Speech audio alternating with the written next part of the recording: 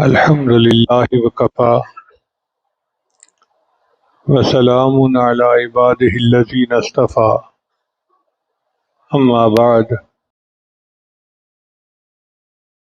من الشیطان الرجیم بسم اللہ الرحمن الرحیم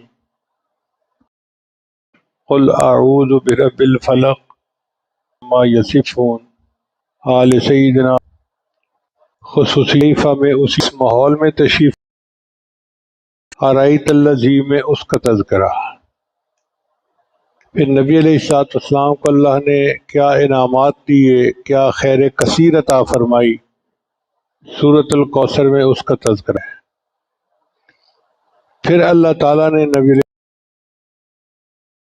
دو ٹوک اعلان کر دو کہ میں شرک سے بیزار ہوں، نہ تم میری عبادت، نہ میری کا نام تھا ام جمیل، وہ اپنے خاوند سے زیادہ آگے خباثت میں بڑھی ہوئی تھی اور نبی علیہ السلام کو اذیت پہنچاتی تھی۔ ان کا تذکرہ سورہ لہب میں ہے۔ اب یہ سب باتیں ہو گئی تو اللہ تعالیٰ نے پورے قرآن مجید کا خلاصہ کو سورہ اخلاص میں اتارا۔ سورہ اخلاص بندے کو خالص کرنے والی سورت، توحید کا دو ٹوک پیغام سورہ اخلاص کے اندر ہے۔ اس کو کہتے ہیں جلب منفعت، یعنی نفع کو حاصل کرنا۔ تو دیکھیے قرآن مجید کا اختتام کتنے پیارے انداز میں ہو رہا ہے کہ سب تعلیمات کے بعد اللہ نے ایک سورت اتاری جو جلب منفعت کا مصداق ہے۔ جلب منفعت کے بعد یعنی نفع کو حاصل کرنا، اس کے بعد دوسری چیز ہوتی ہے دفع مضرت، نقصان دینے والی چیزوں کو دور کرنا۔ تو معوذتین کا تعلق دفع مضرت کے ساتھ ہے۔ اب یہ بھی دیکھیے کہ اللہ تعالیٰ کی بنائی ہوئی ترتیب کتنی پیاری ہے کہ پہلے جلب منفعت کا تذکرہ کیا، پھر دفع مضرت کا تذکرہ کیا۔ اب انسان کو جو مضرت پہنچتی ہے نا اس کے ظاہری اسباب ہوتے ہیں نظر بد، سحر،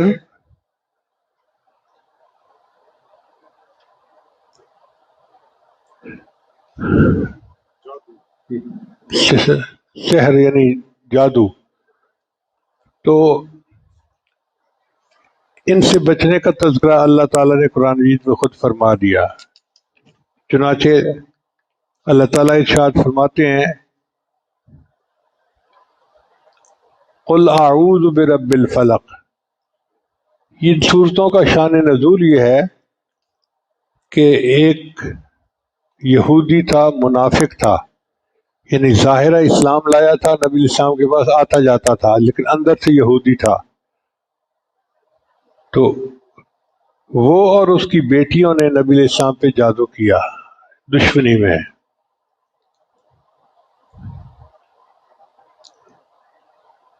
اس کا نام تھا لبید بن عاصم۔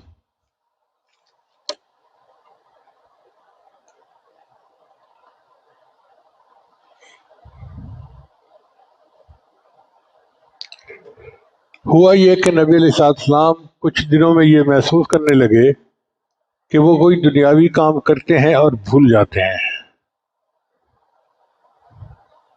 جیسے ایک بندے نے ایک کام کیا ہو اور اس کو یاد ہی نہ ہو، تو یہ ایک انہونی سی بات تھی، اور نبی علیہ السلام کو اپنے سر پر ایک بوجھ محسوس ہوتا تھا۔ یہ کیفیت کل 6 مہینے رہی۔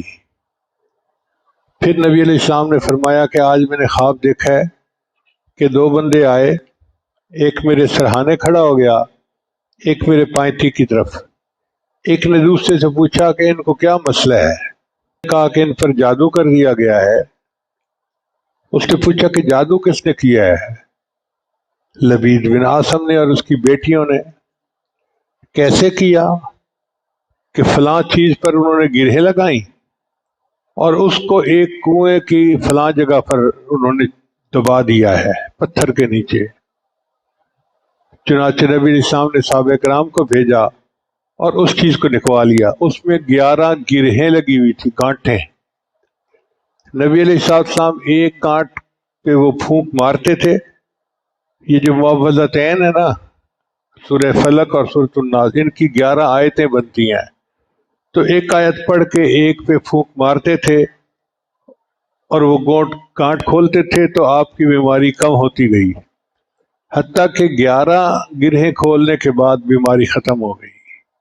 یوں اللہ تعالیٰ نے آپ کو اس سے نجات عطا فرمانی. سید عائشہ صدیقہ رضی اللہ عنہا نے پوچھا، اے اللہ کے حبیب صلی اللہ علیہ وسلم، جادو کس نے کروایا؟ تو نبی السلام نے نام بتا دیا. انہوں نے کہا، اللہ کے وسلم آپ اعلان کو نہیں کروا دیتے کہ فلاں جو مسلمان بنا ہوا ہے نا یہ منافق ہے اور اس نے میرے ساتھ یہ کیا ہے. تو نبی السلام نے فرمایا کہ جب اللہ نے مجھے شفا عطا فرما دی، اب میں اپنی خاطر کسی کو تکلیف میں نہیں ڈالنا چاہتا. یہاں سے ہمارے لیے ایک نقطہ نکلتا ہے کہ اگر کوئی زیادتی کرے بھی صحیح تو اللہ شفا دے دیتے ہیں، تو پھر یہ نہ پڑے کہ فلاں کس نے کیا کیا، کیوں کیا. اللہ کے لیے اس کو معاف کر دے.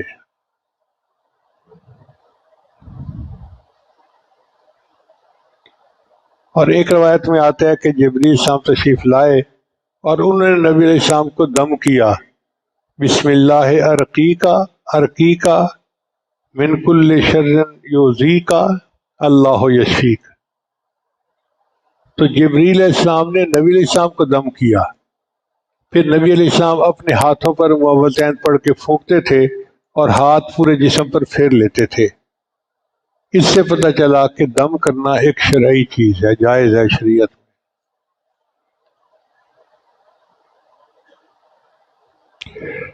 معتزلہ عقل پرست لوگ ہوتے ہیں، انہوں نے سحر کے ہونے کا انکار کیا کہ جی نبی علیہ السلام پر سحر اثر نہیں کر سکتا. تو اس کی تفصیل سن لیجئے کہ جو اسباب طبعیہ ہیں ان کا اثر سب پہ ہوتا ہے، گناہگار پہ بھی ہوتا ہے، نیک پہ بھی ہوتا ہے، ولی پہ بھی ہوتا ہے، نبی پہ بھی ہوتا ہے. اب دیکھیں سردی اور گرمی جیسے عام انسان کو لگتی ہے نبی علیہ السلام کو بھی لگتی تھی، بھوک پیاس جیسے عام انسان کو لگتی ہے تو نبی علیہ السلام کو بھی لگتی تھی. تو امور طبعیہ میں سب برابر کے شریک ہیں، اور سحر کا اثر امور طبعیہ میں سے ہے. تو نبی علیہ السلام پر اثر کا ہو جانا کوئی عجیب بات نہیں ہے.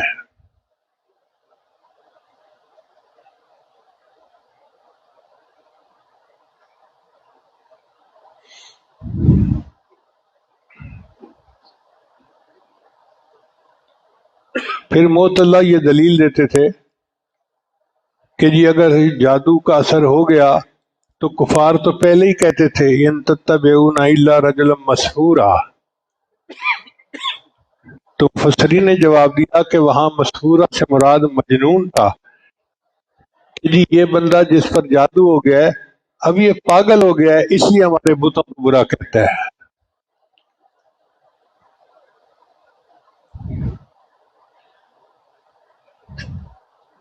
پھر وہ دوسری دلیل دیتے ہیں کہ اللہ تعالیٰ نے اپنے محبوب سب کو فرمایا واللہ یعصمک من الناس، اللہ آپ کو انسانوں سے محفوظ فرمائے گا. تو جادو جو ہے وہ اس آیت کے خلاف ہے، علماء اہل سنت نے جواب دیا کے خلاف نہیں ہے. دیکھیں اللہ تعالیٰ کا جو حفاظت کا وعدہ تھا وہ یہ تھا کہ کوئی آپ کو شہید نہیں کر سکتا. تکلیفیں تو پہنچتی ہیں، کیا غزوہ احد میں نبی علیہ السلام کے دندان مبارک شہید نہیں ہوئے. خیبر میں یہودیوں نے گوشت میں زہر ملا کے نبی علیہ السلام کو کھلا دیا، اس پر آپ صلی اللہ علیہ وسلم کو شدید بخار ہوا، تو تکلیف تو ہوئی نا. تو تکلیف کا ہونا یہ یاسموں کا من الناس کے خلاف نہیں ہے، مگر کوئی بندہ نبی علیہ السلام کو شہید نہیں کر سکتا تھا، یہ حفاظت کا مطلب ہے. اور اللہ تعالیٰ نے اپنے پیارے نبی اسلام کی حفاظت کر کے دکھا دی. اب یہ دو صورتیں جو ہیں معوذتین، ذرا آگے ان کی تفصیل سن لیجیے.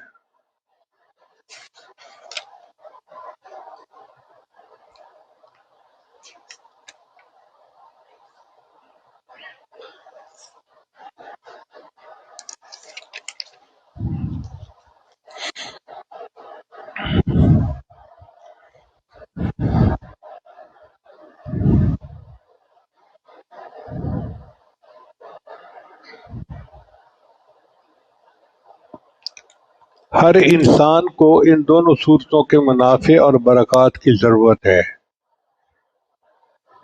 چونکہ یہ صورتیں نظر بد، سحر اور آفات و جسمانی اور امراض روحانی کے دور کرنے میں تاثیر رکھتی ہیں، اور انسان کو ان کی ضرورت سانس لینے سے بھی زیادہ ہے۔ یعنی سانس بند ہو جائے تو کوئی نقصان نہیں، موت آ جائے گی نا، لیکن اگر انسان کا ایمان چلا گیا تو یہ بڑی نقصان ہے۔ تو معوذین کی ضرورت انسان کو اس لیے بہت زیادہ ہے، اور ہر انسان کو ہے۔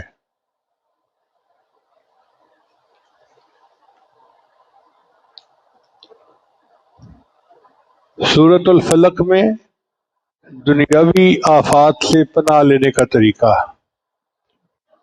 سورۃ الناس میں اخروی آفات سے پناہ لینے کا طریقہ، سورۃ فلق میں جسمانی آفات سے پناہ لینے کا طریقہ، سورۃ الناس میں روحانی آفات سے پناہ لینے کا طریقہ۔ اور ایک اور مزے کی بات ہے، سورۃ الفلق میں ایک مرتبہ تعوذ ہے اور 3 آفات سے پناہ مانگی گئی، وَمِن شَرِّ غاسق اذا وقب، وَمِن شَرِّ النفاثات فی العقد، وَمِن شَرِّ حاسد اذا حسد۔ تو تعوذ ایک مرتبہ، اور جن سے پناہ میں مانگی وہ چیزیں 3 ہیں، جبکہ سورۃ الناس میں 3 مرتبہ تعوذ کا ہے، قل اعوذ برب الناس، مالک الناس، الہ الناس، اور جس سے پناہ مانگی گئی وہ ایک چیز ہے، من شر الوسواس الخناس۔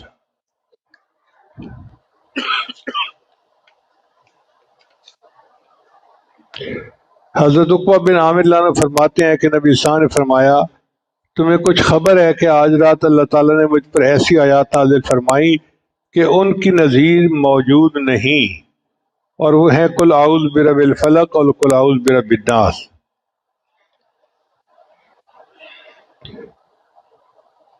حضرت عقبہ بن عامر اللہ عنہ روایت کرتے ہیں کہ نبی علیہ الصلوۃ والسلام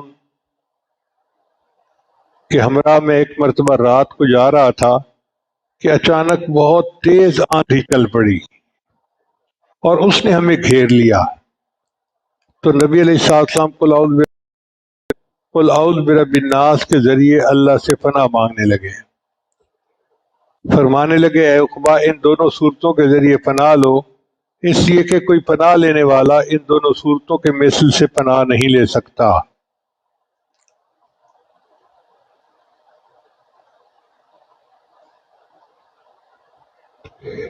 ایک اور صحابی فرماتے ہیں کہ نبی علیہ الصلوۃ والسلام کو بارش اور سخت تاریکی والی رات نے گھیر لیا، تو نبی علیہ السلام نے فرمایا کہو، میں نے عرض کیا کیا کہوں؟ فرمایا قل هو اللہ احد اور معوذتین، صبح شام 3 بار پڑھو، تم کو ان کا پڑھنا ہر چیز سے کفایت کرے گا۔ ہمیں بھی اپنی حفاظت کے لیے قل یا ایھا الکافرون اور یہ 3 صورتیں ہر روز پڑھنی چاہیے اور حصار بنانا چاہیے۔ یہ ہمارے مشائخ کے درمیان ایک معمول چلا آ رہا ہے۔ عقبہ بن عامر کہتے ہیں کہ میں نے نبی السلام سے عرض کیا ہے اللہ کے نبی صلی اللہ علیہ وسلم، میں تو اس حال میں سورہ ہود اور سورہ یوسف پڑھا کرتا ہوں، تو نبی السلام نے فرمایا کہ تم قل اعوذ بالفلق اور بالاعوذ بالناس سے زیادہ اللہ تعالیٰ کی رضائی حاصل کرنے والی کوئی صورت نہیں پڑھ سکتے۔ پھر نبی السلام نے عقبہ بن عامر لانوں کو فرمایا کہ میں تمہیں ایسی صورتیں نہ سکھاؤں جن کے مثل نہ تورات میں ہے، نہ انجیل میں، نہ زبور میں، نہ قرآن میں۔ یعنی یہ دونوں صورتیں ایسی ہیں کہ ان کے مثل صورت نہ تورات میں، نہ انجیل میں، نہ قرآن میں، نہ زبور میں، کسی آسمانی کتاب میں اور صورتیں نہیں ہیں ایسی، اور وہ صورتیں ہیں قل اعوذ برب الفلق اور قل اعوذ برب الناس۔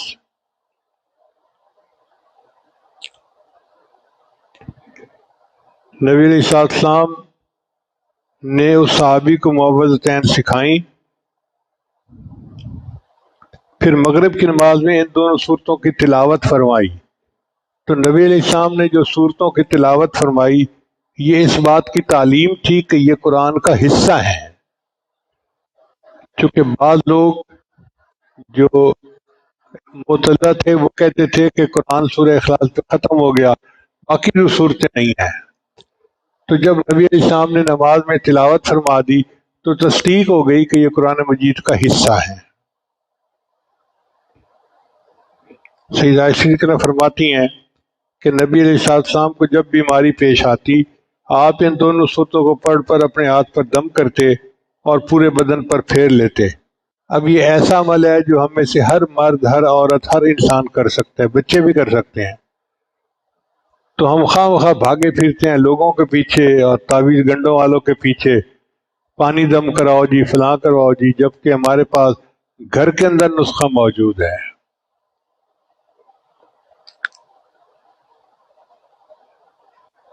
ایک روایت میں نبی علیہ السلام نے فرمایا کہ ان دونوں صورتوں کو ہر نماز کے بعد پڑھا کرو. ہر نماز کے بعد قل اعوذ برب الفلق اور قل اعوذ برب الناس اس کو پڑھا کرو. خلاصہ یہ ہے کہ نبی علیہ السلام تمام آفات و مصائب اور امراض میں یہ دونوں صورتیں پڑھتے تھے اور صحابہ کرام کو بھی اس کا حکم فرماتے تھے.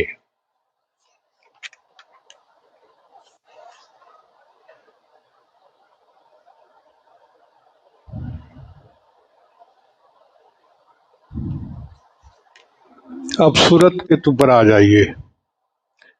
قل اعوذ برب الفلق، آپ کہیے کہ میں صبح کے رب کی پناہ مانگتا ہوں.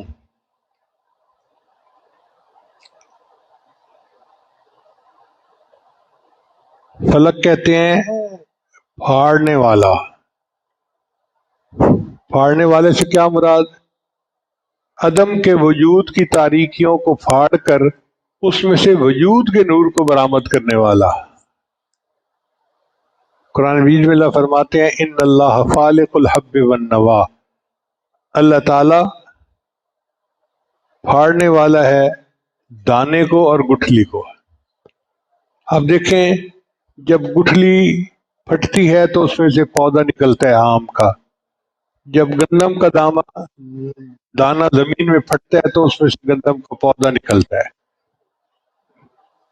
تو جس طرح گٹھلی اور دانے سے اللہ تعالیٰ پودے کو، نباتات کو نکالتے ہیں، اسی طرح اللہ تعالیٰ نے عدم کو پھاڑا اور اس میں سے اللہ نے مخلوق کو پیدا کیا. اس لیے فرمایا قل اعوذ برب الفلق، میں اس ذات سے پناہ مانگتا ہوں جو عدم کے وجود سے انسان کو، عدم کی تاریکی سے انسان کو وجود کے نور میں عطا کرنے والی ہے. آگے فرمایا من شر ما خلق. عالم دو قسم کے ہیں، عالم امر اور عالم خلق. عالم امر وہ جو کن سے بنا، آسمان اور عرش کے اوپر کی سب چیزیں عالم امر سے ہیں، اور عالم خلق وہ جو تدریجاً بنا، وہ دنیا ہے. لیکن یہ بات ذہن میں رکھیں کہ عالم امر کے اندر شر نہیں ہے، عالم خلق کے اندر شر ہے. اس لیے یہاں پر فرمایا من شر ما خلق، قل اعوذ برب الفلق من شر ما خلق.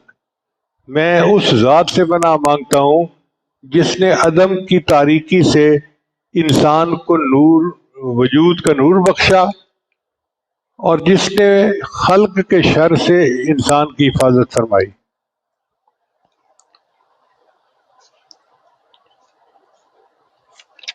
وَمِن شَرِّ غَاسِقٍ إِذَا وَقَبَ.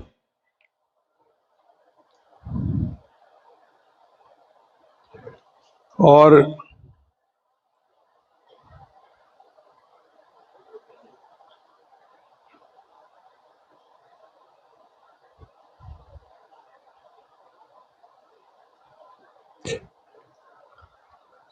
غاسق کہتے ہیں رات کی تاریکی کا پھیل جانا.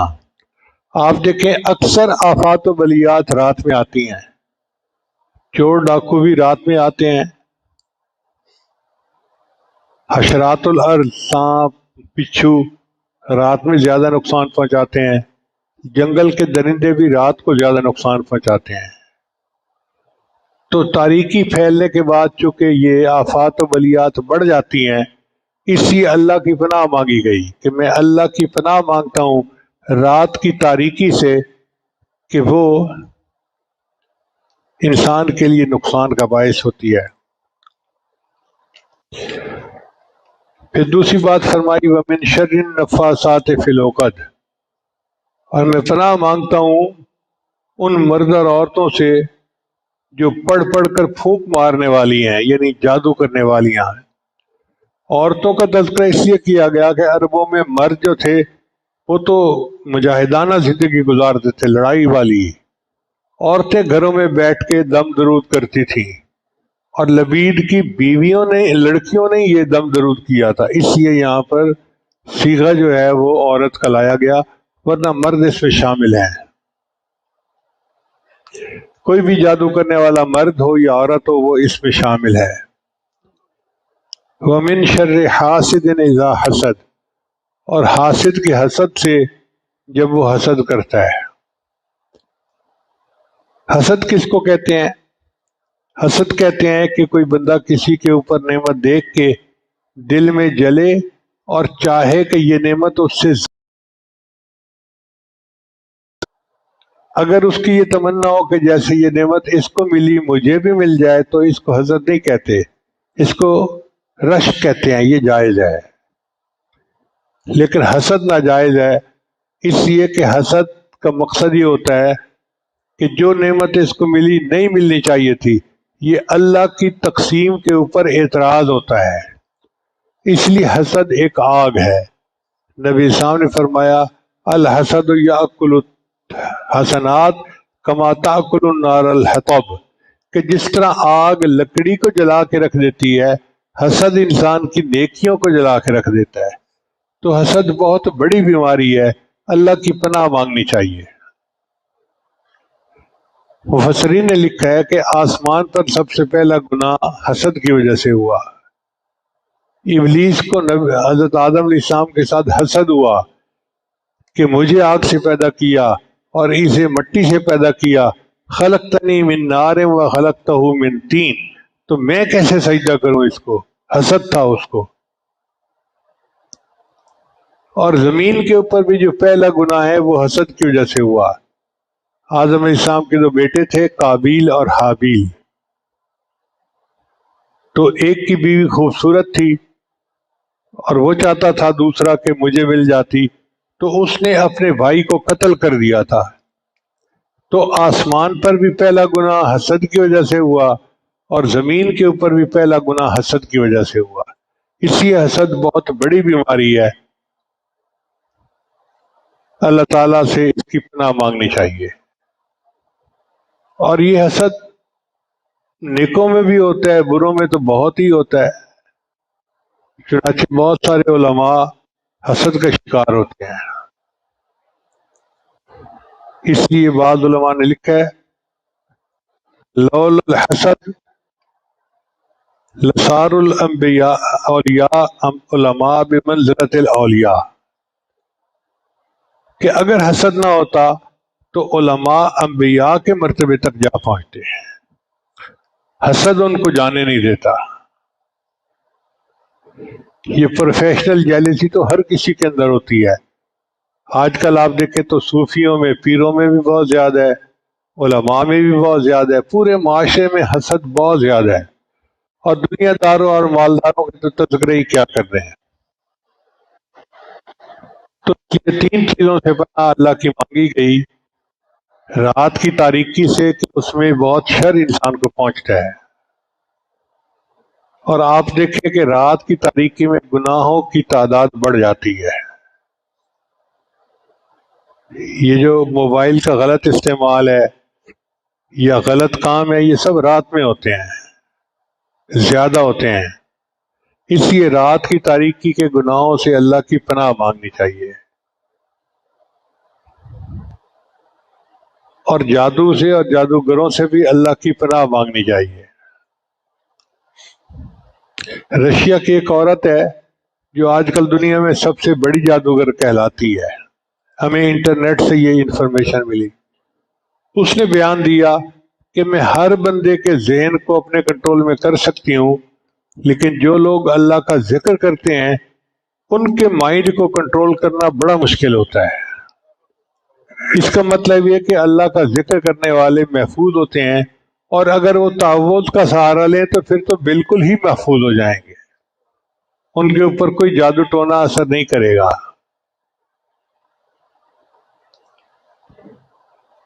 تو بہرحال بیماری میں، آفات دنیاوی یا اخروی میں معوذتین بہت زیادہ تاثیر رکھتی ہیں۔ ہمیں چاہیے کہ ہم ان کو اپنی زندگی کا حصہ بنائیں اور خود ہی اپنے اوپر ہاتھوں پہ پڑھ کے پھونک لیا کریں۔ یہ ایسا عمل ہے جو ہر بندہ کر سکتا ہے، اس میں کوئی مشکل نہیں ہے، بجائے اس کے کہ فوراً کسی کے پاس چلے جائیں اور بدعقیدہ بندہ ہمارا عقیدہ خراب کرے، ہم خود ہی پڑھ کے دم کر لیں۔ نبی علیہ الصلوۃ والسلام نے ہمیں یہ تعلیم پہلے عطا فرما دی۔ قرآن مجید کی خوبصورتی دیکھیے کہ اللہ تعالیٰ نے اس کو بسم اللہ سے شروع کیا اور والناس کے سین پہ ختم کیا۔ اب قرآن مجید کے بعد کتب ہی چوتھا عمل ہے چلتے پھرتے ہر وقت دل میں اللہ کو یاد کرنا، ہتکار ول دل یار ول۔ اور پانچواں عمل ہے مراقبہ۔ یہ تمام معمولات کا لب لباب اور نچوڑ ہے۔ طریقہ بڑا آسان ہے، جب نماز پڑھ کے فارغ ہوں تو تھوڑی دیر کے لیے اللہ سے لو لگا کے بیٹھے، آنکھیں بند کر کے، کہ اللہ کی رحمت آ رہی ہے، دل میں سما رہی ہے، دل کی ظلمت اور سیاہی دور ہو رہی ہے، اور میرا دل اللہ اللہ اللہ بول رہا ہے اور میں سن رہا ہوں۔ زبان سے پڑھنا نہیں ہے،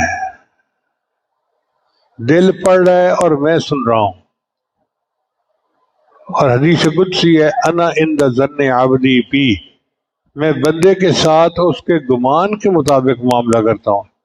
تو جب بندہ گمان کرتا ہے کہ دل اللہ اللہ کہہ رہا ہے، میں سن رہا ہوں، تو اللہ تعالیٰ ایسا کر دیتے ہیں، اور واقعی بندے کو دل سے اللہ اللہ اللہ کی آواز آتی ہے۔ زندگی ہے امر اللہ، زندگی ایک راز ہے، قلب کہے اللہ اللہ زندگی کا ساز ہے۔ یہ زندگی کا ساز جب شروع ہوتا ہے پھر زندگی کا مزہ آتا ہے۔ ہر بندے کو ہوتا ہے کہ کاش یہ مجھے نعمت پہلے مل جاتی تو میری زندگی کتنی اچھی ہوتی۔ ابھی تھوڑی دیر کے لیے مراقبہ کر لیجئے، آنکھوں کو بند کر لیجئے، سر کو جھکا لیجئے، دنیا اور جو کوئی دنیا میں ہے اس سے ہٹ کٹ کے اللہ کی یاد میں ڈوب جائیے۔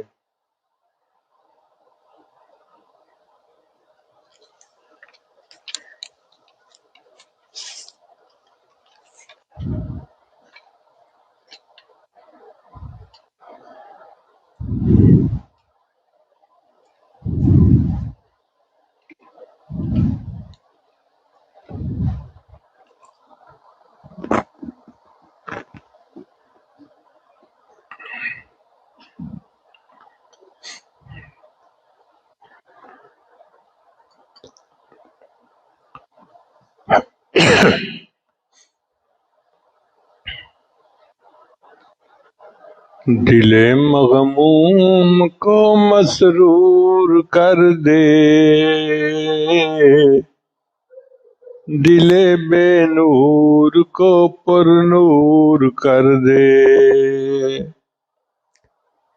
فروزاں دل میں شمع طور کر دے،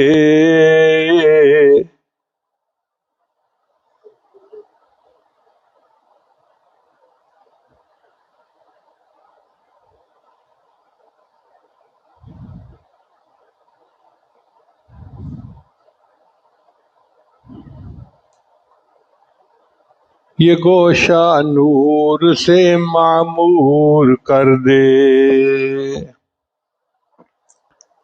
میرا ظاہر سنور جائے الہی، میرے باطن کی ظلمت دور کر دے، میرا ظاہر سنور جائے الہی، میرے باطن کی ظلمت دور کر دے، میں وحدت پلا مخمور کر دے، محبت کے نشے میں چور کر دے، میں وحدت پلا مخمور کر دے، محبت کے نشے میں چور کر دے۔